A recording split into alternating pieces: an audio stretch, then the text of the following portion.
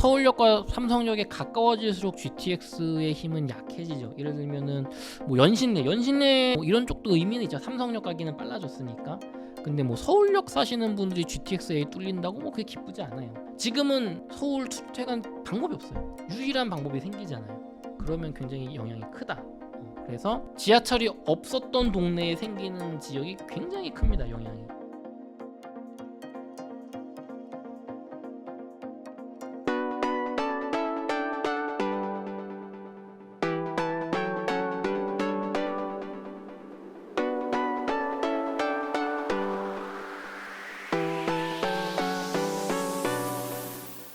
지금 GTX 같은 경우는 A 구간은 이제 올 초에 개통을 했는데 최근에 기사를 보니까 이미 개통은 했는데 이용자가 얼마 없다 이런 뉴스가 있더라고요. 네. 왜 그럴까요? 뭐 핵심 지역을 안 가서 그렇습니다. 뭐 별로 이상할 게 없고요. 그거 가지고 이상하게 기사거리를 뽑아야 되니까 저희 망했다 뭐 이런 글들도 있는데 거기 사시는 분들 입장에서 한 번도 버스를 안 타봐서 그래요. 그분들이. 그러니까 기자분들이 동탄에 가서 아침 8시 7시에 동탄 역 주변 사는 분들 말고 그분들은 GTX 탈만 바로 앞에 걸어가면 되니까 대부분 역 주변 말고는 다 멀잖아요. 대부분 동탄이 얼마나 동탄 끝에서 끝까지 막 차로 25분 걸려요. 엄청 큰 도시거든요. 거기서 내가 아침에 버스를 그 녹색 버스 이렇게 30분 걸려서 동탄역을 가느니 20분 걸려서 가느니 그냥 집 앞에서 빨간 버스 타면 강남역에 50분이면 떨어지는데 심지어 저 시청 이쪽도 1시간 이내로 떨어지거든요. 집 앞에서 타면 도어투도어로 1시간에서 1시간 반 정도 걸려요. 그럼 요금도 비싸고 이거는 한 번에 가고 앉아서 가니까 앉아서 막 자면서 가잖아요. 장점이 없잖아요. 안 타죠. 그러면 올 하반기에 이제 북쪽 라인이 개통이 예정되어 있는데 네. 그 개통이 되면은 조금 더 상황이 좋아지나요? 의미가 있습니다. GTX-A에서 서울역하고 삼성역이 핵심이거든요. 네. 서울역은 이제 도심, 광화문, 시청 이쪽으로 가는 이제 일자리 우리나라 이제 전통의 서울이죠. 네. 이쪽에 일자리가 많고 삼성역은 이제 강남 일자리가 많은데 파주 운정분들이 이제 서울역으로 갈 수가 있게 되는 거예요. 네. 파주 운정 신도시 분들은 원래 3호선 타고 저 일산 쪽에서 광화문 쪽 일자리를 많이 갔습니다. 원래. 근데 돌아가잖아요. 차도 막히고. GTX 타면 금방 가거든요, 서울역. 그래서 서울역이 올해 말 뭐 내년 초에 개통을 하면 GTX-A의 이용객이 늘면서 파주 운정 신도시의 가치가 한 단계 업그레이드 될 거라고 봅니다. 물론 이 가격이 파주 운정이 지금보다 오를 거냐 이거는 GTX-A보다는 아까도 1부 때 말씀드린 정부 정책이 훨씬 중요하다. 부동산 분위기 꺾이면 GTX-A고 나발이고 없습니다. 그 대신에 전세가는 분명히 오를 거예요. 아 신축 아파트 살고 싶은데 나는 내 직장이나 생활권이 남편은 일산 출판단지에서 일해요. 와이프는 뭐 광화문에서 직장인이에요. 이런 분들은 지금 애매하거든요. 이런 분들이 신축 살고 싶은데 서울 신축 너무 비싸서 못 살죠. 그다음에 뭐 고향 저기 뭐 행신동 이런 데서 낡았고 뭐 김포는 너무 멀고 이런 분들한테 지금 그 일산은 너무 낡아서 싫거든요. 이런 분들한테 지금 파주 운정이 딱이에요. 그 남편은 저기 차로 출판단지 금방 가고 와이프는 GTX-A 타고 금방 또 1시간 이내로 왔다 갔다 하고 다 신도시고 새 아파트고 이 원하는 게 다 있단 말이에요. 그래서 전세금이 많이 오를 겁니다. 근데 이것도 빨리 못 올라요. 왜냐면 이 파주 운정의 입주 물량이 많기 때문에 이쪽을 소화를 해야 돼요. 근데 나중에 상승장이 될 때 한꺼번에 반영이 될 겁니다. 그래서 GTX-A 이용객이 늘어나는 것만 보시면 될 것 같아요. 그러면은 나중에 삼성역이 뚫린다면 이 남쪽의 수요와 북쪽의 수요가 다 어우러질 때 그때 정말 GTX의 힘이 나온다. 저는 그렇게 보고 있습니다. 그렇다면은 지금 말씀하신 대로 핵심 지역이 모두 연결이 되었을 때 부동산에서 가장 영향을 많이 받는 지역은 어디가 될까요? 먼 지역이 많이 받습니다. 네. 파주 운정 신도시나 동탄이 제일 많이 받아요. 네. 왜냐면 멀어서 가기 힘들었잖아요. 오래 걸리고 이쪽이 많이 받고 서울역과 삼성역에 가까워질수록 GTX의 힘은 약해지죠. 예를 들면은 뭐 연신내 뭐 이런 쪽도 의미는 있죠. 삼성역 가기는 빨라졌으니까. 근데 뭐 서울역 사시는 분들이 GTX-A 뚫린다고 뭐 그게 기쁘지 않아요. 뭐 판교역 정도 뭐 가려나요? 뭐 그쪽 삼성역 근데 애초에 2호선 타면 되니까. 그러니까 서울의 중심부로 올수록 GTX는 별로 메리트가 없다. 가격도 비싸고. 근데 경기도 외곽 멀리 사는 분들 일수록 GTX의 영향이 크다. 예를 들면 제가 아까 지금은 좀 별로 추천하지 않는 남양주 이런 지역도 GTX-C가 뚫리지 않습니까? 나중에. 그렇게 되면은 그때는 그게 의미가 굉장히 커져요. 그 지역은. 지금은 서울 출퇴근 방법이 없어요. 유일한 방법이 생기잖아요. 그러면 굉장히 영향이 크다. 그래서 지하철이 없었던 동네에 생기는 지역이 굉장히 큽니다. 영향이. 그렇게 볼 수 있겠어요. 그렇다면 파주 운정이나 동탄 같은 경우는 지금 가격 대비로 했을 때도 많이 상승할 여력이 있는 건가요? 그쪽은 많이 상승의 개념은 다르지만 이미 선반영이 많이 돼 있는 상태지만 결국에는 대세 상승장이 왔을 때 그때 많이 오를 거예요. 그러니까 이게 무슨 얘기냐면 이미 GTX로 오를 만큼 올랐어요. 근데 그게 사람들이 이제 한 번 더 GTX에 대한 과도한 기대와 가치를 주는 시점이 올 거거든요. 그때는 서울과 수도권이 상급지가 오를 만큼 올라서 강남 오르고 내년에 정부 대책이 시원찮거나 뭔가 경제 상황이 너무 좋아서 이걸 진화를 못했을 때는 번져나갈 수 있다 그랬잖아요. 그 가능성도 있다 그랬죠. 그러면은 분당 오르고 과천 오르고 그다음에 광교 오르고 용인 오르고 그 다음에 그 불길이 이제 동탄으로 올 거란 말이에요. 그때는 많이 못 오르죠. 왜냐면 삼성역이 안쪽에 안 뚫렸으니까. 근데 2028년 이후로 대세 상승장이 온다. 난리 날 겁니다. 난리 날 거예요. 여러분 그 신분당선 생각하시면 돼요. 신분당선 뚫리기 전에 뭐 광교 아니면은 뭐 용인 별 볼 일 없었거든요. 근데 신분당선이 딱 뚫리고 대세 상승장 오니까 엄청나게 올랐잖아요. 광교가. 그래서 지금 호매실 같은 또 신분당선 연장 사업도 있거든요. 그런 지역도 그 잘 찾아 호매실을 지칭하는 건 아니지만 상승장과 맞물리면 그때 삼성역이 뚫려 있다면 엄청난 가격 상승이 올 수 있다. 왜냐하면은 여기 말고는 그래도 준신축으로 한 15년 이내면서 이 쾌적한 신도시 평지이고 강남을 출퇴근을 요 정도 시간으로 갈 수 있는 제일 싼 곳이 거기가 될 거거든요. 동탄과 파주 운정. 창릉만 해도 더 비싸질 거예요. 서울이랑 가까우니까. 핵심은 대세 상승장이 오는 시기와 삼성역이 개통되는 시기에 따라 달라지는 거네요. 그렇죠. 그 시기가 맞물려야 지방 이 GTX역은 많이 오를 건데 중요한 거는 그 시기는 반드시 온다. 만약에 대세 상승장이 뭐 내년에 계속 간다. 그러면은 그러다가 뭐 꺼졌다. 너무 많이 올라서 그럼 다음에 뭐 2030년이든 31년이 또 상승장 올 때 그때 오를 겁니다. 그러면 반대로 제가 이제 모두 개통이 되고 연결이 되었다고 해도 또 크게 영향이 없을 지역이 또 있을까요? 없을 지역이라고 하면은 저는 뭐 서울에 있는 GTX-A역 근처일 것 같아요. 제가 서울역, 삼성역, 그 다음에 GTX-A는 근데 사실 노선이 너무 좋아서 다 의미가 있습니다. 연신내만 해도 의미가 있고, 그 다음에 창릉 쪽, 뭐 대곡 쪽 이쪽도 다 아파트들이 들어설 거라서 그러니까 GTX-A는 버릴 역이 없다. 오히려 GTX-A는 앞으로 뻗어나갈 거거든요. 밑으로 평택까지 뭐 연결을 할 수도 있고요. 그다음에 가능할지 모르겠는데 저 뭐 이제 파주 금촌 연장 뭐 이런 게 또 나올 수도 있겠죠. GTX-A는 황금 노선이다. 버릴 역이 없다. 그럼 GT 말고 나머지 라인들에 대해서는 어떻게 보세요? B나 C나 저도 되면 좋다고 봅니다. 네. 되면 좋죠. 특히나 C가 좋은데 B는 단점이 서울역만 가고 삼성역을 안 가거든요. 그러니까 강남을 안 가기 때문에 갈아타서 가면 된다고 하지만 뭐 B도 나름대로 의미는 있죠.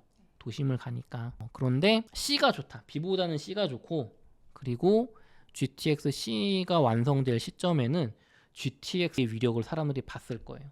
상승장과 GTX 강남 완공이 맞물렸을 때 얼마나 가격이 많이 오를 수 있는가 맛을 봤기 때문에 그때 이제 C는 막 짓고 있을 거거든요. 이제 몇 년 뭐 3, 4년 뒤에 완공된다. 그럼 C도 난리 나겠죠. 그래서 GTX C에 선진입하는 거 좋다. 그 대신에 C는 투자로 보기엔 너무 오래 걸릴 것 같으니까 투자로 보실 거면 A 쪽 라인을 가시고 C로 간다면 거주 겸 투자로 그냥 살면서 나중에 완성되면 많이 오르겠지. 뭐 이런 거 보시면 좋을 것 같아요. B 라인보다는 C 라인이 더 좋다. 네. 그리고 C 라인은 시간이 좀 오래 걸릴 것 같으니까 투자보다는 거주 겸 투자로 보는 게 낫다. 네. 이런 B도 말씀이시죠? 오래 걸릴 거예요. C랑 똑같이. 네네. 예. 기타 또 하시고 싶은 말씀 있으실까요? 부동산 투자를 지금 서울 수도권에서 내 집 마련하시는 분들 혹은 그러니까 투자하시는 분들 얘기를 좀 드려볼게요. 네. 무주택자 관점은 많이 얘기를 드렸으니까 네. 갈아타기나 투자로 한 채 더 사시려는 분들 네. 지금 특히 갈아타기에 상급지 갈아타기에 되게 지금 조급하시거든요. 지금 잘 선택하셔야 돼요. 내가 자금이 충분히 여력이 되면 가면 돼요. 내가 지금 어디가 좋을까요? 마포구 사는데 나 지금 여의도 들어갈 수 있어. 마포구 사는데 서마포 이쪽 사는데 나는 동마포 공덕 근처 가는 돈이 있어. 충분한 돈이 있어. 가시면 돼요. 상급지 갈아타기 해도 됩니다. 상승장이 빨리 오든 늦게 오든 상급지가 먼저 오르기 때문에 많이 오를 거기 때문에 돈 버실 거예요. 근데 무리해서 지금 내가 영끌에서 상급지를 가야 돼. 이런 분들은 한번 생각해 보시라는 거죠. 내가 정말 무리해서 영끌해서 갔을 때 집값이 지금보다 20% 떨어졌을 때 내가 그거 감당할 수가 있나? 그리고 감당하더라도 그때 놓칠 수 있는 기회를 내가 감당할 수 있나? 내가 지금 공덕 정도 갈 수 있는 돈이었는데 나 잘하면 저 강남 끄트머리나 강동구나 잠실 송파구 갈 수 있는 돈이 됐어. 그럴 때 내가 견딜 수가 있나 한번 생각해 보시고 이런 질문 하신단 말이에요. 안 갈아탄데 더 오르면 어떡하냐 내년에. 그쵸? 그러면은 진짜 여러분이 부동산 공부한 투자자 준비가 돼 있으시면 지방 가면 됩니다. 그 뒤가 있어요. 뒤가 있어. 서울이 이렇게 올랐어. 그러면은 내년에 그 불씨가 저는 부산으로 갈 수 있다고 보거든요. 내년에 부산이 좀 좋을 것 같은데 이게 계속 간다면 서울이 꺼진다면 이제 이쪽도 어렵겠죠. 부산도 막 빨리 갔다. 그럼 대구 가면 됩니다. 대구는 입주 물량이 많아서 내후년까지도 거기 뭐 수성공은 올랐지 지금 주변은 초토화 상태예요. 오죽하면 좀 미분양 난 거 사면은 뭐 세금 깎아주면 되잖아요. 지방을 가면 된다. 근데 또 이런 얘기 하면은 또 공부하기도 싫고 나는 지방에 관심이 없다. 먹여주세요 해줘 막 이런단 말이에요. 노력은 안 하고 막 돈 벌게 해달라는 얘기잖아요. 그런 분들을 위해서 제가 말씀드릴게요. 정부에서 집값이 지금보다 안 떨어지더라도 너무 이렇게 집값이 뜨거우면 사람들을 지방으로 돌릴 거고 거기서도 실패한다 그러면 강력한 규제로 일단 집값을 묶을 겁니다. 서울 더 오르더라도 묶을 거예요 분명히. 그다음 전세가 폭등할 거거든요. 그때 정부는 어쩔 수 없이 전세가 폭등을 막기 위해서 분양권을 풀어줄 거예요. 서울 수도권에 분양권 그냥 사. 내 집이 있든 없든 사. 그냥 뭐 대출 잘 나오게 해줄게. 전세 수요를 빨리 매매로로 좀 돌려. 그러면 분양권은 10%의 계약금만이면 살 수 있거든요. 15억짜리 집이면 1억 5천이면 살 수 있어요. 프리미엄이 막 6억 7억 붙겠죠. 7, 8억 붙겠죠. 그 대신에 완성되는 4, 5년, 3년 뒤, 5년 뒤에 내가 그때 돈만 맞추면 되잖아요. 근데 아까 말씀이 전제 조건이 뭐라 그랬죠? 전세가 폭등했을 거라고요. 잔금 전세가로 맞출 수 있어요. 그 시점 되면. 그러니까 서울 수도권을 집값이 떨어지지 않아도 분양권 시장이 풀리면 그때 내가 프리미엄 주고서 괜찮은 상급지 살 수 있어요. 전세로 맞출 수 있어요. 그러니까 제가 드리는 얘기는 계속 핵심은 그거예요. 지금 정부 정책에 따라 이 상승이 꺾일 수 있다. 내년에 분명히 조정 올 수가 있다. 아닐 수도 있어요. 근데 조정이 오면 지금 안 사는 게 좋은 거고 조정이 안 오더라도 지방장으로 가거나 서울 수도권의 분양권 시장으로 갈 수가 있다. 그리고 지금 이분들은 집이 있잖아. 1주택이. 어차피 오른다는 건 내 것도 오른다는 얘기죠. 손해가 별로 안 크다. 내 것도 오르는데. 그렇죠. 똘똘한 한 채 서울은 웬만하는 거 다 똘똘한 한 채이기 때문에 그래서 이런 분들 너무 급하게 하지 마셔라. 나홀로 아파트 아니면 상품성이 떨어지는 거 이런 분들은 지금 매수 기회가 붙을 때 파는 게 좋다. 그렇게 좀 말씀드리고 싶네요. 네, 아주 큰 도움이 될 것 같습니다. 네. 감사합니다. 오늘 소중한 시간 내주셔서 감사드리고요. 마지막으로 성공의 진심인 저희 구독자분들께 한 말씀 부탁드릴게요. 네, 성종길 TV 시청자 여러분, 오늘은 부동산에 대한 얘기를 많이 나눠봤는데요. 저는 사실 부동산 투자보다는 전 지금 비트코인 투자에 주력을 하고 있습니다. 서울에 아파트 하나와 빌라 한 채가 있기 때문에 더 이상 제가 오늘 말씀드린 것처럼 공격적으로 해야 될 요인이 적어요. 저는 집값 오르면 내 것도 오르겠지. 두 개나 있는데 떨어지면은 그때 싸게 살 기회가 있겠지. 저는 비트코인에 주력을 하고 있는데 성정일 TV 시청자분들이 저는 비트코인에 대한 확신을 흔들리지 않고 계속 공부를 해나가셨으면 좋겠습니다. 저는 비트코인이 제가 틀릴 수도 있지만 부동산보다 더 좋아 보여요. 왜냐하면 부동산은 많이 올랐잖아요. 이미 10년 동안 엄청나게 오른 상태에서 조금 조정받다 오르고 있는데 대한민국의 어떤 국토부 장관, 한국은행장 이런 분들이 나와서 야 이거 좀 정책으로 막아야겠는데 규제를 이런 상황이잖아요. 그러니까 이쪽은 이미 비싼데 이 높은 분들이 이거 좀 잡아야겠다 이런 상황이잖아요. 근데 비트코인은 지금 미국의 트럼프 대통령이나 해리스 대통령 후보 아니면은 케네디 후보 이런 분들이 전략 준비 자산을 해야 된다면서 비트코인을 밀어주는 쪽이란 말이죠. 흐름이. 그러면 어떻게 비트코인이 경기 침체면 이쪽도 떨어지겠지만 여기는 3, 4년 뒤에 반감기 때 그때는 이 국가에서 밀어주고 정치권에서 밀어주는 이 흐름을 탔을 때는 다시 회복할 가능성이 되게 높은 거예요. 그리고 요번에 경기 침체가 안 온다면 내년까지 불장이 정말 오서 2배, 3배 갈 수가 있고. 그러니까 이게 다른 거. 이쪽은 대통령 후보가 밀어준대.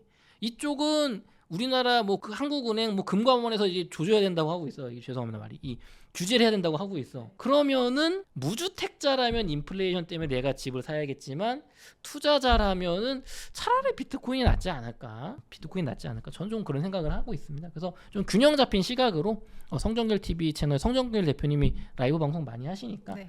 또 저희 고래동공부 사이트도 오셔서 공부 많이 하셨으면 좋겠어요. 감사합니다. 감사합니다. 네. 부자가 되려면 이 세 가지가 다 중요한데 결국에는 공부로 귀결된다고 생각합니다. 비트코인이 대체 어떤 쓸모가 있는지, 비트코인이 진짜 돈은 되는지, 그리고 투자의 기본 원리부터 시작해서 알트코인은 어떤 방법으로 고르고 어떤 방법으로 투자를 해야 되는지 이런 부분도 당연히 알려드리고요. 차트 공부도 저는 코인 공부에 있어서 핵심 중에 하나라고 생각해요. 기본적으로 꼭 해야 되는 거라고 생각하고요. 언제 들어갈지 아니면 뭐 언제 수익 실현할지 이런 거를 지표를 따져보는 거죠. 그리고 선물 투자가 코인에는 가능하거든요. 안전하게 욕심부리지 말고 잘 쓰면 자산을 증식시키기에 좋은 수단 중에 하나지만 레버리지를 좀 쓸 수 있으니까. 하지만 과도한 레버리지를 쓰고 잦은 거래를 하면 순식간에 불이 날 수 있다. 그래서 기왕 할 거라면 좀 잘 배우고 판단을 해볼 수 있죠. 앞으로 있을 5년이 우리 인생에 아주 좋은 기회가 될 수 있을 거라는 생각이 들어서 제가 가이드 해드린 대로 5년 동안 그렇게 투자를 하시면 앞으로의 인생에 큰 기회를 잡을 수 있지 않을까, 저는 그렇게 보고 있습니다. 제가 생각하기에 대한민국에서 이렇게 하나하나 알려주는 강의는 아마 아예 없을 거예요.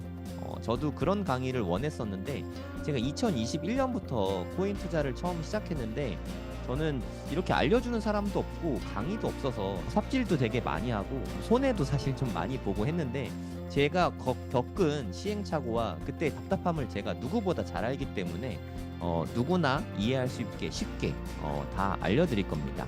처음부터 기초부터 차근차근 공부하실 분은 코인생기초 10기에서 함께 공부하시면 좋을 것 같습니다.